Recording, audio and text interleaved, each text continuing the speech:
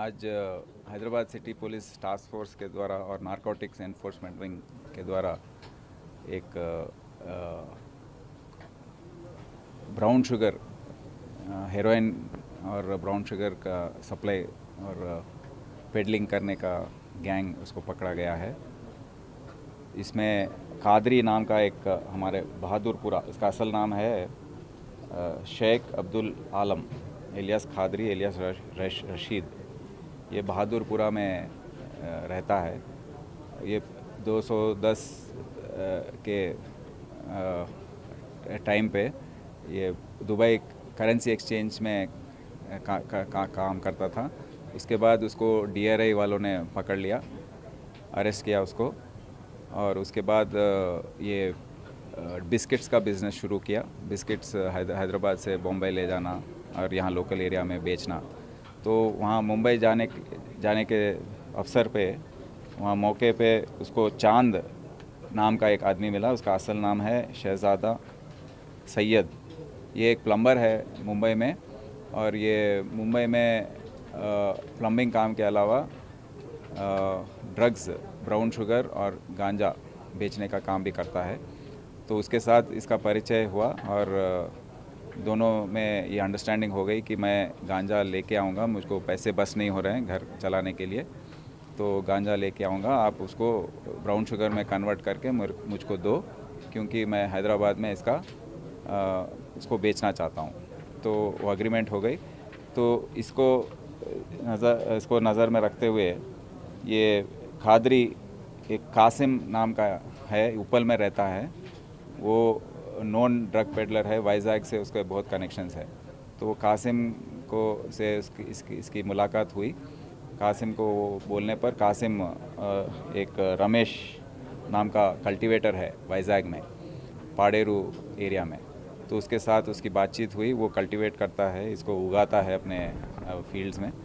तो 3500 रुपीज़ पर kg पे उसके पास ख़रीद के, और लेडीज़ का एक गैंग है वहाँ पे, जिस सरस्वती एक का नाम है, और ललिता, लावण्या, अपलम्मा, ये 4 लोगों का एक गैंग है।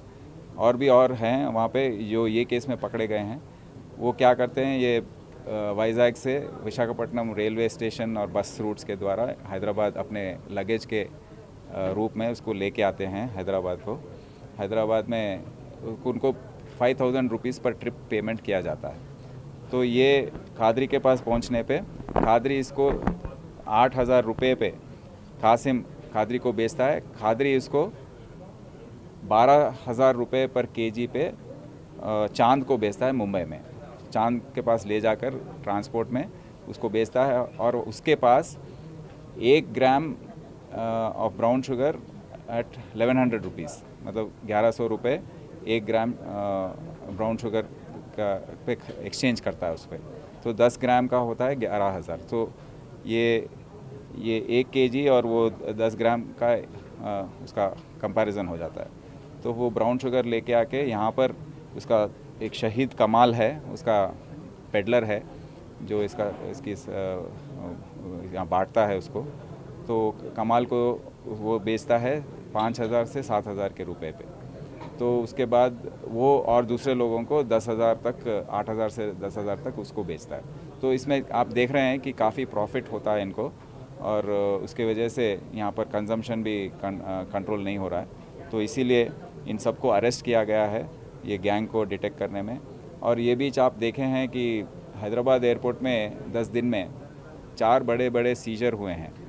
14 kg हेरोइन, जिसका वर्थ है 125 करोड़, 125 करोड़ का कोकेन CCR 4 लोगों से 4 डिफरेंट ट्रिप्स में। तो हर तरीके से लेकर आ रहे हैं अपने पेट में, इसको स्वॉलो करके पेट में लगा कर लेके आ रहे हैं पिल्स के रूप में, नहीं तो बैग्स में एक कंपार्टमेंट्स में लगा कर लेकर आ रहे हैं। तो इसका क्या है कि यहाँ पर लोकल डेड एंड पे पहुँच रहा है इन्वेस्टिगेशन। तो ये किसको देना है, वो आदमी जो है रिसीवर जो ये देश में है, उसका समाचार ये सेंट्रल एजेंसीज़ को नहीं मिल रहा है। लाइक DRI लोग पकड़े हैं, इसका फर्दर इन्वेस्टिगेशन नहीं हो रहा है। तो इस केस में भी चांद को देने वाला एक आदमी है, उसका नाम है महेश एलियास रईस। वो मुंबई में हमको मिला नहीं है। तो हम सोच रहे हैं कि ये जो बड़े बड़े सीजर्स हो रहे हैं एयरपोर्ट में और ये जो छोटे सप्लाईज़ हो रहे हैं इस तरीके से, और वो रईस जैसे महेश जैसे आदमियाँ जो हैं उनके द्वारा ये मिसिंग लिंक हमको मिल जाएगा, तो हम उसको ज़रूर पकड़ेंगे। और ये जो कोऑर्डिनेशन की ज़रूरत है, बहुत एजेंसीज़ हैं इसमें, करीब करीब 10 एजेंसी इसमें मिलके काम करने की ज़रूरत है। वो है NCB, national narcotics control bureau, DRI, enforcement, ED, enforcement directorate, IB, customs, CISF, local police, CI cell और ड्रग एनफोर्समेंट विंग। ये सब मिलकर काम करेंगे। एक मीटिंग लगाएंगे हम जल्द में, और इसका हम कैसा कोऑपरेट करना, कैसे कोऑर्डिनेट करना, इसके बारे में सोच रहे हैं। और एक आज हमने किया है कि 3 प्राइवेट एजेंसी से हमने एमओयू साइन किया है रिहैबिलिटेशन के लिए। ये हैं Asha group of hospitals, Phoenix rehab services private limited, Amrita foundation society. हम क्या कर रहे हैं कि अब तक जनवरी से लेकर अब तक 377 लोगों को हमने अरेस्ट किया है, पेडलर्स हो या कंज्यूमर्स हो या ट्रांसपोर्टर्स हो। पर ये जेल में जाकर बाहर आने के बाद क्या कर रहे हैं उसके बारे में हमको पता नहीं है, समाचार नहीं है। तो हम अब सोचे हैं, और काफ़ी लोग हमारे पास आकर रिक्वेस्ट कर रहे हैं, इनके माँ बाप हो या परिवार के लोग हो, उन लोग आकर रिक्वेस्ट कर रहे हैं कि हमारे बच्चे ऐसे हो गए हैं, उनकी मदद कीजिए, उनको रिहैबिलिटेशन में लगाइए। तो हमने इनसे बात की है, ये इंस्टीट्यूशन से, ये प्राइवेट इंस्टीट्यूशन से, और हम अब से ये पूरे 377 लोगों को हम बुलाएंगे और उनको रिहैब प्रोसेस करवाएंगे। क्योंकि इसमें क्या होगा, पहले हफ्ते में इनको ब्लड टेस्ट और यूरिन टेस्ट उनके कंसेंट लेकर उनको करवाया जाएगा। उसके बाद दिन में 2 बार उनकी काउंसलिंग होगी, साइकोथेरेपी होगी, फिर 1 महीना चलेगा। उसके दूसरे महीने में हफ्ते में 1 बार काउंसलिंग होगी, फिर रूटीन में हर हफ्ते इनके टेस्ट होंगे। और इस पर हम कड़ी नज़र लगाएंगे और 1 साल तक हम इनको वॉच करेंगे कैसे ये लोग बिहेव कर रहे हैं। क्योंकि 1 साल तक देखने से इनका ये डी एडिक्शन हो जाएगा ज़रूर। उसके बाद हम थोड़ा इसके बारे में कि ड्रग ये नहीं ले रहा है उसके बारे में हम थोड़ा सेटिस्फाइड रहेंगे।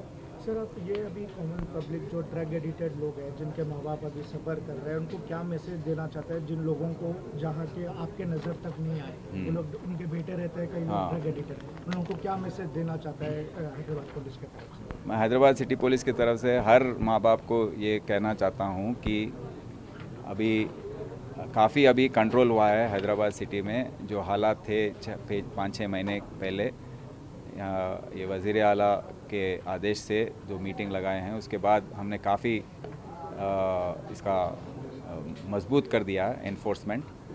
ये एनफोर्समेंट के बाद अभी लोग डर रहे हैं कंज्यूम करने में, बट जो भी हैं, जो बच्चे बाहर जाकर अपने दोस्तों के साथ पार्टी कर रहे हैं, शराब पी रहे हैं, फिर उसके बाद ड्रग एडिक्शन के तरफ जा रहे हैं, तो मैं ये रिक्वेस्ट करता हूँ कि आपके बच्चों पर जो बाहर जा रहे हैं पार्टीज़ के लिए, ज़्यादातर पार्टीज़ में जाने से भी नुकसान हो सकती है, तो उन पर कड़ी नज़र रखें और उनको वॉच करते रहें कि कहाँ जा रहे हैं, कैसे दोस्तों से मिल रहे हैं, क्या क्या कर रहे हैं, कितने बजे आ रहे हैं रात में, और उनके बिहेवियर पैटर्न्स में। अगर वो बच्चे ज़्यादा सो रहे हैं दिन में, मतलब रात भर जाग कर दिन में ज़्यादा सो रहे हैं, और तो आप समझ लीजिए कि कुछ गलत है, और इमीडिएटली उनको डॉक्टर के पास ले जाना, टेस्ट कराना, ये सब करने की ज़रूरत बहुत है। क्योंकि एक बार अगर एडिक्शन हो गया, उसको आदत पड़ गई, तो इससे निकलना मुश्किल है। वो भी एक आपके परिवार में पूरा उसके बाद दुख ही देखना पड़ेगा आपको। तो मैं माँ बाप से ये कहता हूँ, उनसे गुजारिश करता हूँ कि आप सख्त रहें बच्चों के साथ, उन पर कड़ी नज़र रखें, और कहाँ जा रहे हैं, किससे मिल रहे हैं, कौन है दोस्त, इन पर ज़रूर समाचार निकाल के उस पर नज़र रखने की मैं गुजारिश करता हूँ।